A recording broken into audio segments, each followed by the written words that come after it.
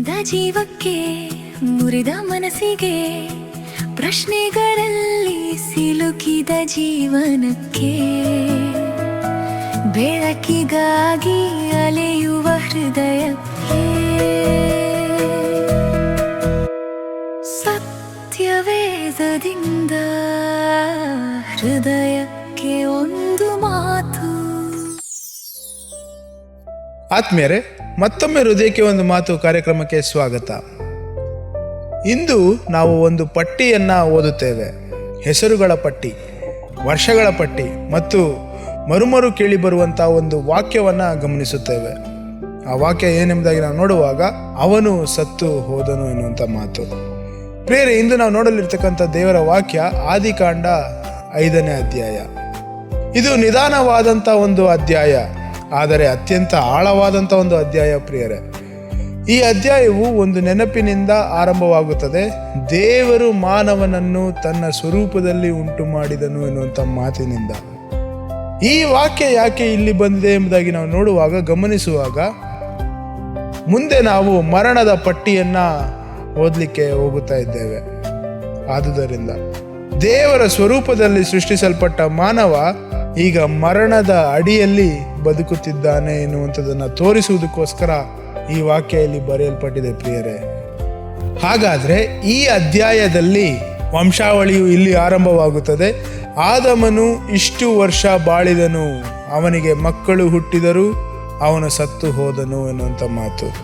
ಮತ್ತೆ ಮತ್ತೊಬ್ಬನು ಪ್ರತಿ ಹೆಸರಿನ ನಂತರ ಒಂದೇ ಸಾಲು ಅವನು ಸತ್ತು ಹೋದನು ಎನ್ನುವಂಥ ಮಾತು. ಈ ಪುನರಾವರ್ತನೆ ಅಚಾನಕ್ಕಾಗಿ ಬಂದದಲ್ಲ ಪ್ರಿಯರೇ. ಆದಿಕಾಂಡ 2ನೇ ಅಧ್ಯಾಯ 17ನೇ ವಚನದಲ್ಲಿ ದೇವರು ಹೇಳಿದ ಎಚ್ಚರಿಕೆ ಇಲ್ಲಿ ವಾಸ್ತವವಾಗಿದೆ. ಪಾಪ ಒಂದು ತಲೆಮಾರಿಗೆ ಸೀಮಿತವಾಗಲಿಲ್ಲ, ಅದು ತಲೆಮಾರುಗಳಿಗೆ ಹರಿಯುತ್ತಾ ಇದೆ ಎನ್ನುವಂಥದ್ದನ್ನು ನೋಡಬಹುದು. ಇವರು ದೀರ್ಘಾಯುಷಿಗಳು, ಸುಮಾರು 900 ವರ್ಷ, ಸುಮಾರು 800 ವರ್ಷ. ಆದರೂ ಅಂತಿಮ ಸಾಲು ಒಂದೇ, ಅವರು ಸತ್ತು ಹೋದರು. ಪ್ರಿಯರೇ, ನಾವು ಎಷ್ಟು ವರ್ಷ ಬಾಳುತ್ತೇವೆ ಎಂಬುದು ಬದಲಾಗಬಹುದು, ಆದರೆ ಮರಣ ಮಾನವನ ಅತಿ ದೊಡ್ಡ ವಾಸ್ತವಿಕತೆ. ಆದರೆ ಈ ಪಟ್ಟಿಯ ಮಧ್ಯೆ ಒಂದು ವಿಭಿನ್ನವಾದಂಥ ಹೆಸರು ಬರುತ್ತದೆ ಪ್ರಿಯರೇ, ಅದೇ ಎನೋಕ್. ಅವನ ಬಗ್ಗೆ 2 ಬಾರಿ ಹೇಳುತ್ತದೆ, ಅವನು ದೇವರೊಂದಿಗೆ ನಡೆಯುತ್ತಿದ್ದನು ಎಂಬುದಾಗಿ.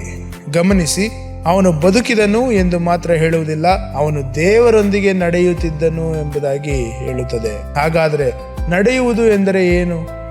ನಡೆಯುವುದು ಎಂದರೆ ನಿರಂತರ ಸಂಬಂಧ ಪ್ರಿಯರೇ. ಒಟ್ಟಿಗೆ ಹೆಜ್ಜೆ ಹಾಕುವುದು. ಅಂದರೆ ಇತರರು ಬದುಕಿದರು, ಮಕ್ಕಳನ್ನು ಹೊಂದಿದರು, ವರ್ಷಗಳನ್ನು ಸೇರಿಸಿದರು ಮತ್ತು ಸತ್ತು ಹೋದರು. ಆದರೆ ಏನೋಕನು ದೇವರೊಂದಿಗೆ ನಡೆದು ಹೋದನು ಎನ್ನುವಂಥ ಮಾತು, ಇದು ವಿಚಿತ್ರವಾದಂಥ ಮಾತು ಪ್ರಿಯರೇ. ಅವನು ಕಾಣಿಸಲಿಲ್ಲ, ದೇವರು ಅವನನ್ನು ತೆಗೆದುಕೊಂಡರು ಎನ್ನುವಂಥ ಮಾತು. ಮರಣದ ಕುರಿತು ಮರುಮರು ಕೇಳಿ ಬರುವಂಥ ಮಾದರಿಯಲ್ಲಿ ಇದು ಒಂದು ಮುರಿತ ಪ್ರಿಯರೇ, ಒಂದು ವಿಭಿನ್ನವಾದಂಥ ಒಂದು ಅಂತ್ಯ.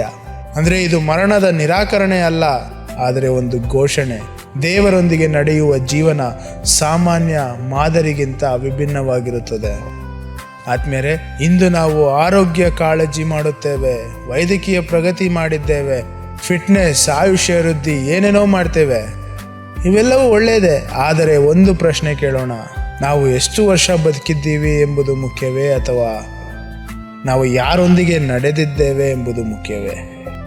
ಈ ಪಟ್ಟಿಯಲ್ಲಿ ಹಲವಾರು ಹೆಸರುಗಳಿವೆ, ಆದರೆ ಒಂದು ಹೆಸರು ಮಾತ್ರ ವಿಭಿನ್ನವಾಗಿ ಹೊಳೆಯುತ್ತದೆ. ಅವನ ವರ್ಷಗಳ ಕಾರಣವಲ್ಲ, ಅವನ ಸಂಬಂಧದ ಕಾರಣ. ಈ ಪಾಠ ನಮಗೆ ಕಲಿಸುವುದು ಮರಣ ಪಾಪದ ವಾಸ್ತವ ಪರಿಣಾಮ. ಮಾನವ ಅದನ್ನು ತಪ್ಪಿಸಲಾರನು, ಆದರೆ ದೇವರೊಂದಿಗೆ ನಡೆಯುವ ಜೀವನ ಶಾಶ್ವತ ಅರ್ಥವನ್ನು ಹೊಂದಿದೆ. ಹಾಗಾದರೆ ಮರಣ ಅನಿವಾರ್ಯವಾಗಬಹುದು, ಆದರೆ ದೇವರೊಂದಿಗೆ ಇರುವಂಥ ಸಂಬಂಧ ಅಂತಿಮವಾಗಿಯೂ ಸೋಲಲ್ಲ ಪ್ರಿಯರೇ. ಹಾಗಾದರೆ ನಾವು ಕೈಗೊಳ್ಳಬೇಕಾಗಿರುವಂಥ ಒಂದು ಆಜ್ಞೆ, ದೇವರೊಂದಿಗೆ ನಡೆಯೋಣ. ಕೇವಲ ನಂಬಿಕೆ ಇಟ್ಟು ನಿಲ್ಲುವುದಲ್ಲ, ಕೇವಲ ಆಚರಣೆ ಮಾಡುವುದಲ್ಲ, ದಿನನಿತ್ಯದ ಹೆಜ್ಜೆಯಲ್ಲಿ ನಾವು ನಡೆಯಬೇಕು. ದೇವರನ್ನು ನಾವು ದೂರದ ದೇವರಾಗಿ ನೋಡೋದೇ ಜೊತೆಯಲ್ಲಿ ನಡೆಯುವಂಥ ದೇವರಾಗಿ ಕಾಣಬೇಕು. ಹಾಗಾದರೆ ನಾವು ಎತ್ತಿಡುವಂಥ ಪ್ರತಿಯೊಂದು ಹೆಜ್ಜೆಯಲ್ಲೂ ದೇವರು ನಮ್ಮ ಜೊತೆಯಾಗಿ ಕಾಣಬೇಕು. ಅಂದರೆ ನಾವು ದೇವರ ಜೊತೆಯಾಗಿ ಕಾಣಬೇಕು. ಇಂದು ಇದನ್ನು ನೆನಪಿಟ್ಟುಕೊಳ್ಳೋಣ. ನಮ್ಮ ಜೀವನದ ಕೊನೆಯಲ್ಲಿ ಅವನು ಇಷ್ಟು ವರ್ಷ ಬದುಕಿದನು ಎಂಬುದಾಗಿ ಒಂದು ಲೆಕ್ಕ ಬರಬೇಕಾ, ಅಥವಾ ಹೇಗೆ ಬದುಕಿದನು ದೇವರೊಟ್ಟಿಗೆ ನಡೆದನು ಎಂಬುದಾಗಿ ಬರಬೇಕಾ? ಮುಂದಿನ ಸಂಚಿಕೆಯಲ್ಲಿ ಭೇಟಿಯಾಗೋಣ. ಅಲ್ಲಿಯವರೆಗೆ ದೇವರೊಂದಿಗೆ ನಡೆಯುವ ಹೆಜ್ಜೆಗಳು ನಮ್ಮದಾಗಿರಲಿ.